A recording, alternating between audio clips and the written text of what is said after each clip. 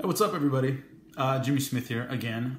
Anyway, I got asked a very interesting question by my producer when I was doing the Sirius XM show this week for Luke Thomas last week. Why is Colby Covington hated for things that Chael Sonnen is loved for? Why does he get so much more criticism than Chael Sonnen, who does the same thing? First off, not everyone loves Chael Sonnen. I mean, plenty of people don't like Chael Sonnen's antics. They don't like the whole American gangster shtick and all that stuff. So he's not universally accepted, first off. That's my first caveat. Secondly, a lot of, to me, what Chael Sonnen does is well-trod pro wrestling heel stuff. I remember one time at a weigh-in, he did a thing with his sweat and did this. That's an old Rick Rude move. A guy named Ravishing Rick Rude used to do that all the time. So it's almost like a lot of this stuff he does is an homage that people like me who grew up with stuff like that will even tell you what character he's kind of imitating at the moment. So there's that. And there's also a thing with Chael.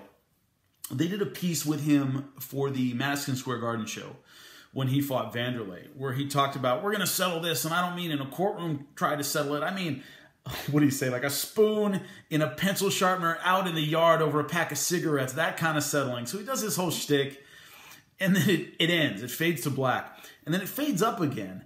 And our video producer had included the end where Chael starts laughing his ass off. And he says, spoon in a pencil sharpener. I just made that up right now. I'm a genius. He doesn't take it that seriously. And there are times when he has broken character, in a sense.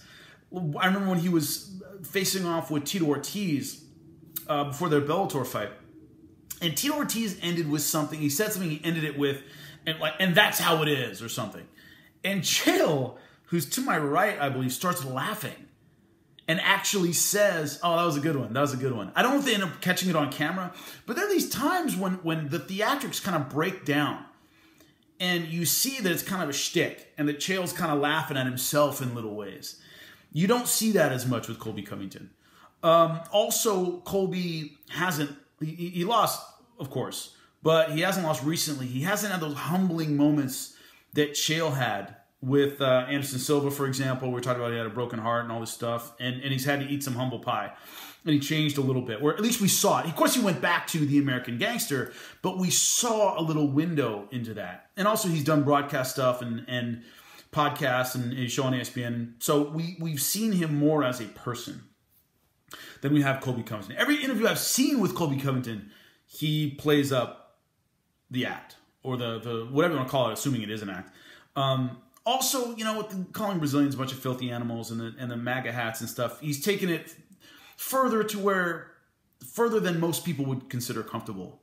That's another thing too. I think Chael either takes it to a certain place or takes it to an offensive place, and he's almost laughing at himself. Remember that comment about Jenna Jameson, Tito's ex-girlfriend, and he starts laughing.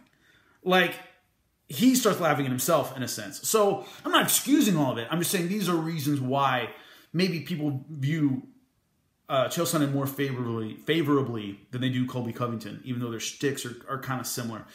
Colby's played it a little harder. He's played the heel role a little harder. And he's realizing now the downside in that, you know, getting passed over by Kamaru Usman for the title shot in a time when he would really like to have a lot of fan support. A lot of people are like, yeah, I think Colby Covington deserves a shot, but he's a dick. But I don't like him. I think he's right. He deserves a shot, and he's a dick. So, I mean, fans aren't going to show up at the UFC offices with picket signs and burning torches for Colby Covington because he's kind of played it. He's played the heel.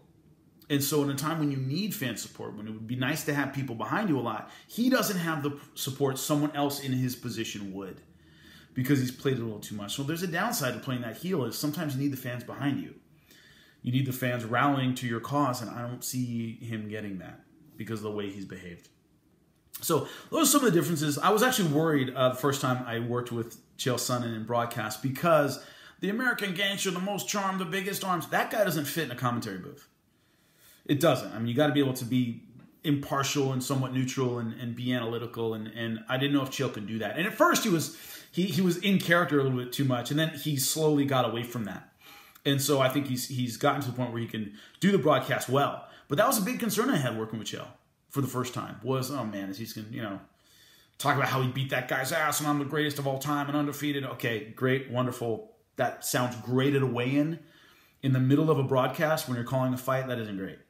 So I was worried that he'd be the character more than the guy, and that would be hard. But he wasn't. He actually did an excellent job and kind of left a lot of that behind, which I appreciated. But that's a little bit. I got asked a question by my producer on the Luke Thomas show, so thought I'd share my responses there. I'd made some on air, but there's a little bit extra there.